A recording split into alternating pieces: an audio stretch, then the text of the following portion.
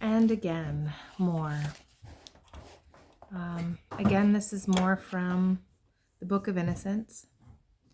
The book 2, the Manifestation Trilogy. So it's book 2 of the Manifestation Trilogy. And it is penned by Paul Selig. And I'm hoping that you can hear me over the dogs. I hope I don't have to stop this train of thought to crate them so that they're not making too much noise. So as I'm reading again, it's very important things come into play here. So this section is talking about manifestation, and I am still in the first chapter. So manifestation is understood as getting what you want, and that is confusing for most of you. So there are many things out there on the internet, and teachers, speakers, inspirers out there who are attempting to teach us how to manifest our dreams, right? And we, as they have stated, as the guides have stated in this text, we think that manifestation looks like what we want it to look like. And they go on to say that this is the problem. They say, in fact, manifestation is all things, are all things, all in form, seen and unseen. So because we think manifestation should look a certain way, we deny our power in creating the things we wish not to see.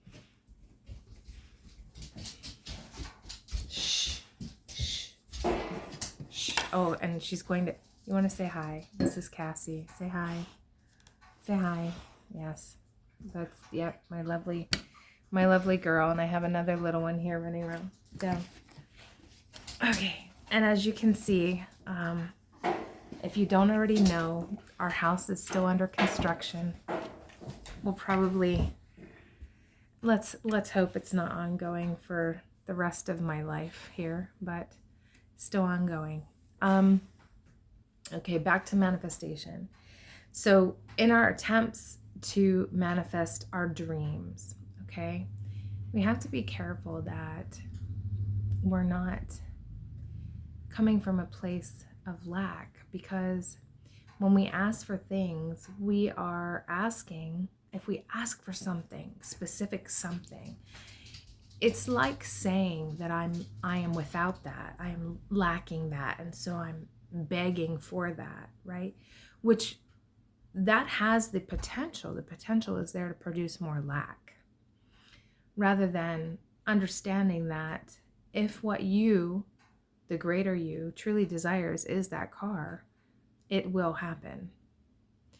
The greater you, the desires that are the path, the greater you has chosen for your experiences, there is no choice but for them to come into being, unless you continually resist them.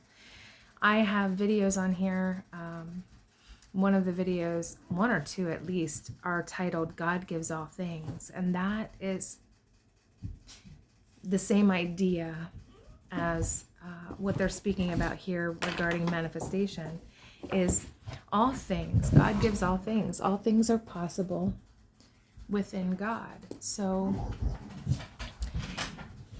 whatever it is that you desire is a potentiality, is possible. It depends on if you believe you are worthy of it, if you believe that you are deserving of it, if you believe that you're deserving of it on the deepest level. You won't have to ask for it, it will already be there. And I think in the previous reading I did here, just a few minutes ago, they were talking about that all needs will be met by God or by Source. Because all real needs, what is a real need? The real need is, I would say, pertaining to the chosen experiences by the soul self, the higher self, the greater you, that those needs will be met. Whether the hard way or the easy way, they will be met. And what does that mean? That means the experiences that come into your life, the experiences that come into your awareness, are guiding and directing you to a greater knowing, to an understanding. And what is that? All of these things are happening just so we can remember who we truly are, that we can even assist others in remembering who they are. The truth, the reality, the absolute, the love, the all that is. So I'm really getting off the topic here. So I'm gonna come back to this. Your decision. Okay, so then it talks about the one note sung depicts itself as frequency, and the frequency in a solidified state, or what appears solid, is what you call manifest. Okay, so they're saying again, they're telling you that manifestation is everything you see. Manifestation is everything that appears to be in form, that is detectable to us.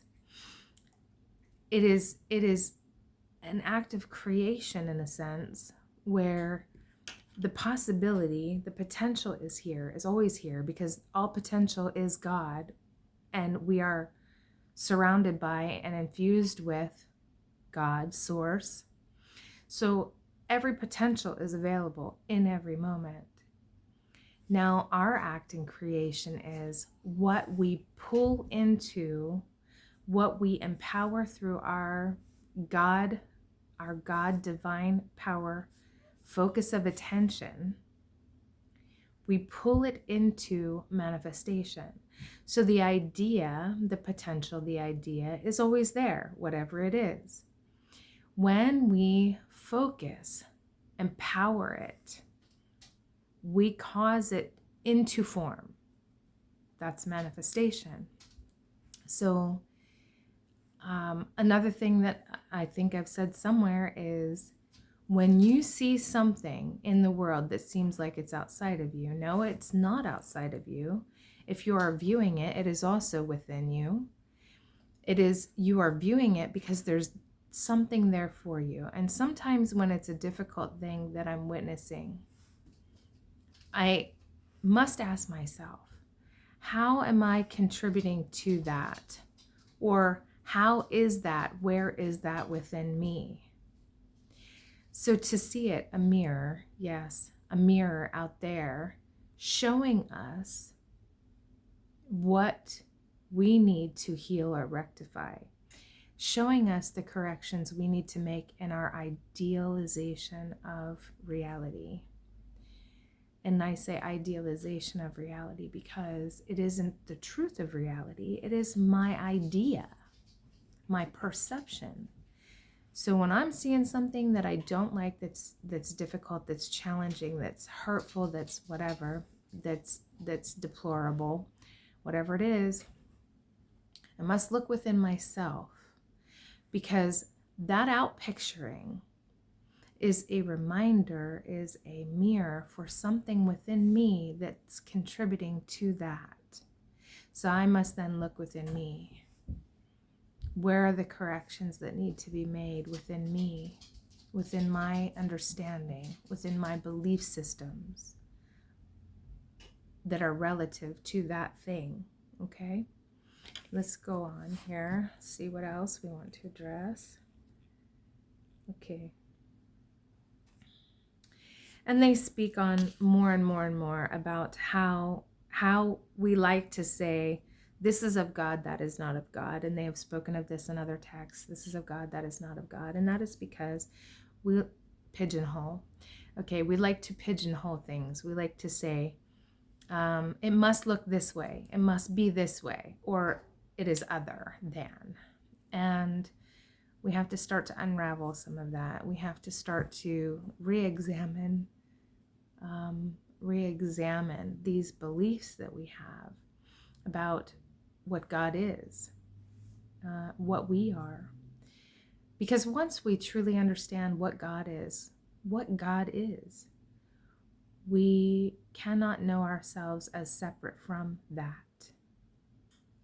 The power, the responsibility, the magnificence that God is can be glorified through us or can be denied.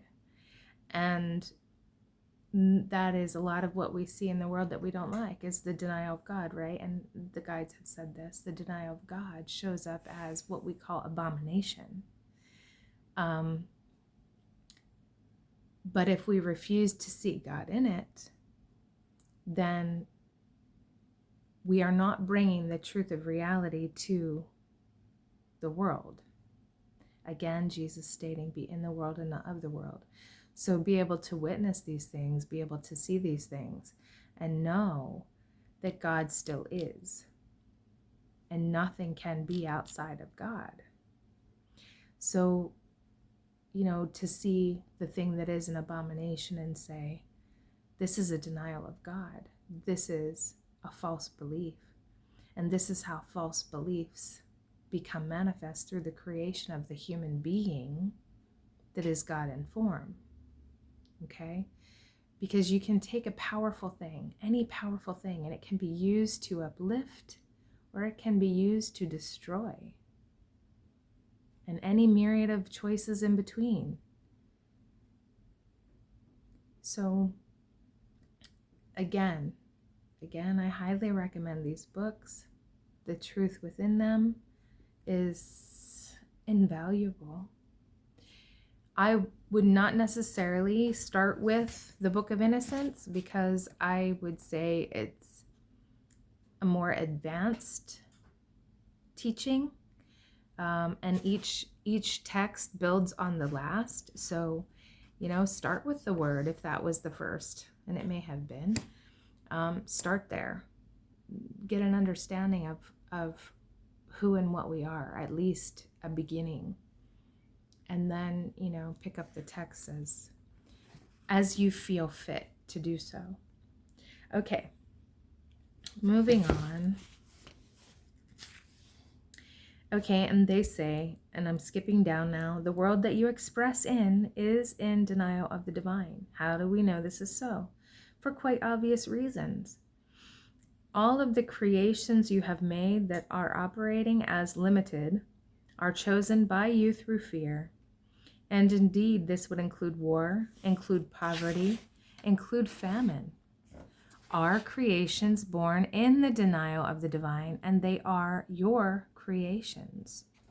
So in some of the spiritual teachings in the world, I remember, and it may be A Course in Miracles, and it may be, I'm not sure, maybe some other Christian faiths, but they speak of our creations and kind of being accountable to our creations, reconciling our creations. Well, here they are speaking about, what does that mean, right? Okay, so let's put it in human terms. So if the choices I make render me in a state where I cannot pay my bills, I cannot drive a car, I cannot whatever, to reconcile our creations is to be wholly accountable for them.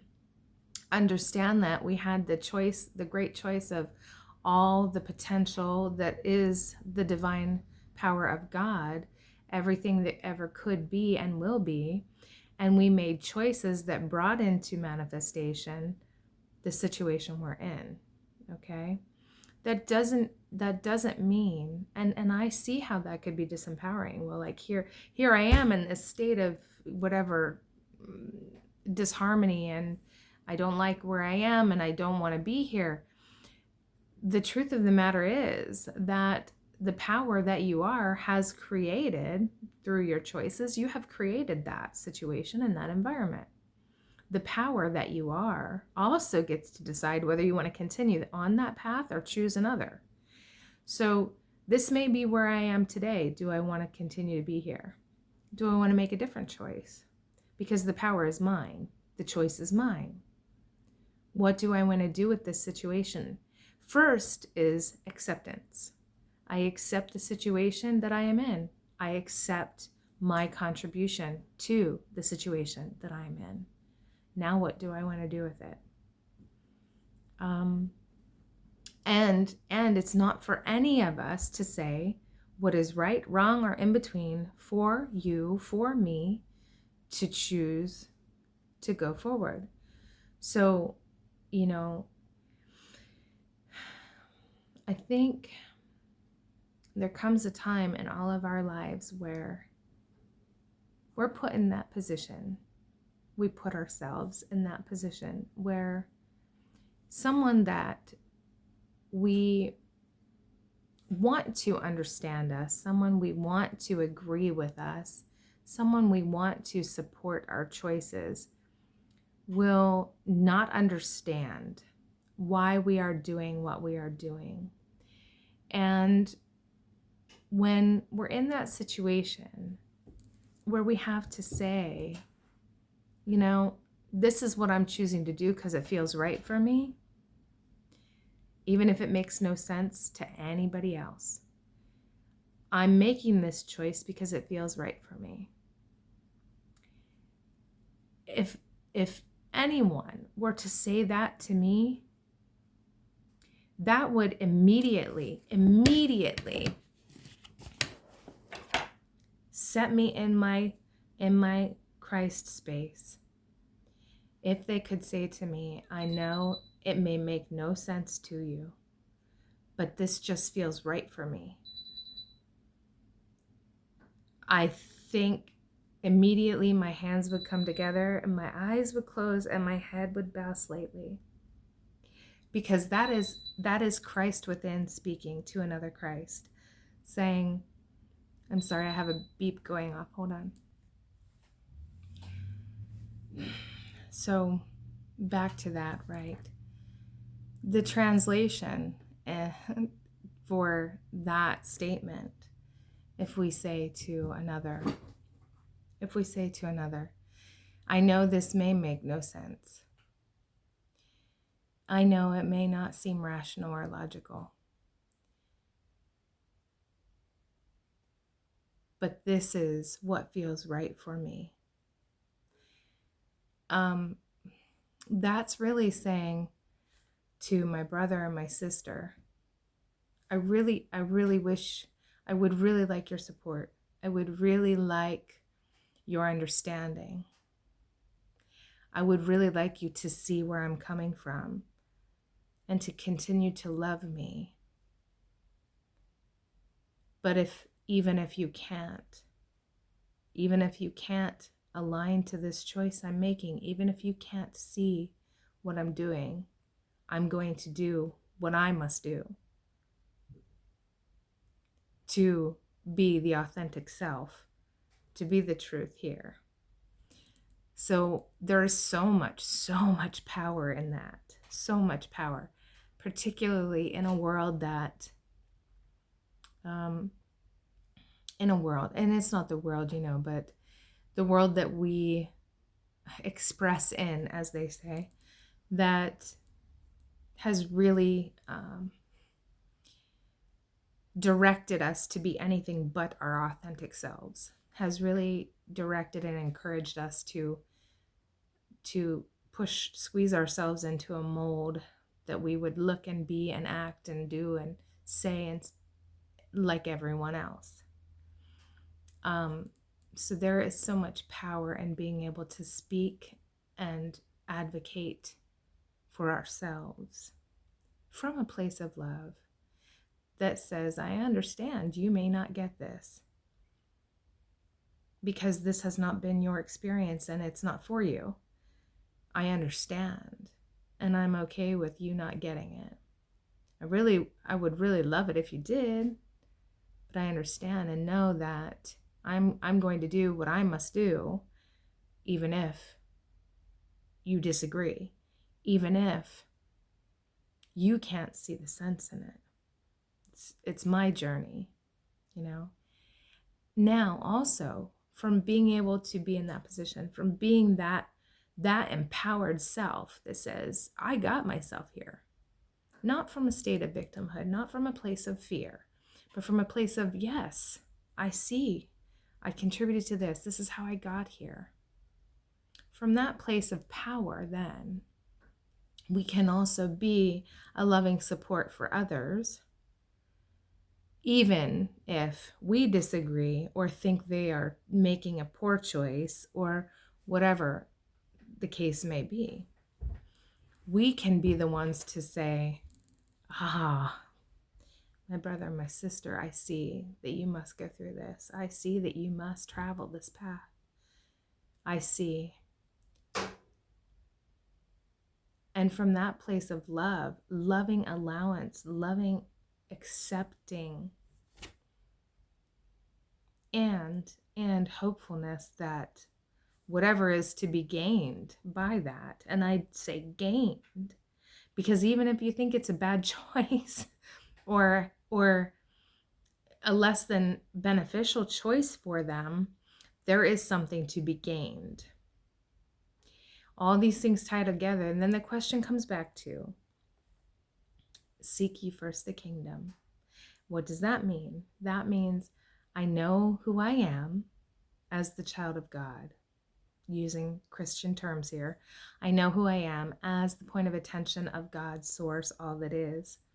I know who I am as the power of God in form, in limitation, in an experience of limitation. I know who I am as the expression of God through the human form, even with the limitations that I allow or agree to, right? So all of this, and it is empowering then to be able to say, I made the choices that got me here. What am I to glean from that? And then the kingdom is then, and what will I do with it? What am I to do with it?